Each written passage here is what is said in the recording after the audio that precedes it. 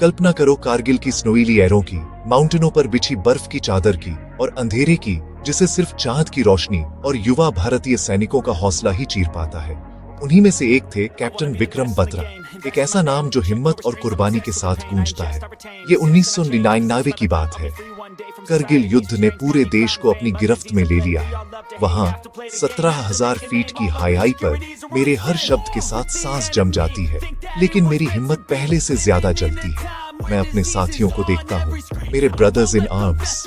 उनके चेहरों पर थकान दिखती है, लेकिन उनकी आंखों में मुझे आग दिखती है।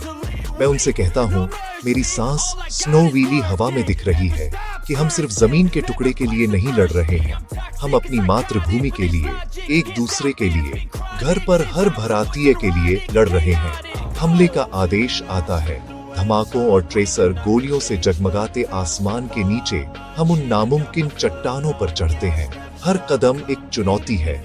दुश्मन की गोलियां बरस रही हैं, चट्टानें फिसलन भरी हैं और हवा पतली है, लेकिन हम फायरे बढ़ते रहते हैं, चिल्लाते हुए। ये दिल मांगे मोर, मेरी लड़ाई शुरू होती है। गोलियां सरसराहट करती हुई निकल जाती हैं, जैसे ही मैं चार्ज का लीड करता हूँ।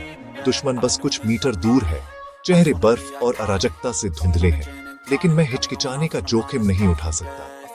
आग और बर्फ के बीच मुझे याद आता है कि मैं यहाँ क्यों हूँ, अपने देश के लिए, अपने आदमियों के लिए।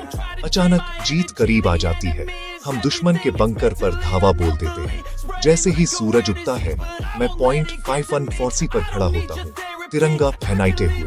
ये जोर से फड़फड़ाता है, हर कुर्बानी का प्रतीक, हर बेचैन रात का, खून की हर बूंद का। लेकिन युद्ध खत्म नहीं हुआ है। एक और इंजर्डी है, और ज्यादा खतरनाक और ज्यादा डरावनी। मेरी टीम और मैं फिर से चढ़ाई करते हैं, गोलियों की बौछार के नीचे रेंगते हुए। पहाड़ बेदर्द है, मेरे हाथ सुन्न है, लेकिन मेरा हौसला पहले से ज्यादा मजबूत है। अराजकता के बीच मुझे एक साथी गिरता हुआ दिखता है।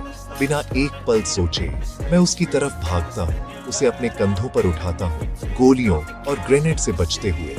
दर्द असली है, लेकिन हिम्मत ज्यादा मजबूत है। फिर ये होता है, मुझे चोट लगती है, दुनिया धीमी हो जाती है, बर्फ के टुकड़े बहते हैं, लड़ाई पृष्ठभूमि में जारी है।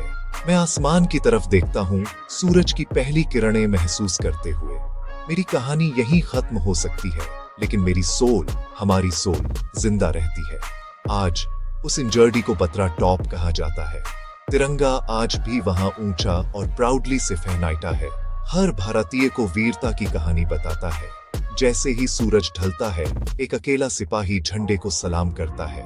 उसकी परछाई लंबी फैलती है, हर उस नायक को श्रद्धांजलि जिसने सब कुछ दे दिया। क्योंकि सच्ची बहादुरी सिर्फ लड़ने में नहीं है, बल्कि भारत माता पर कभी हार न मानने में है। जय हिंद।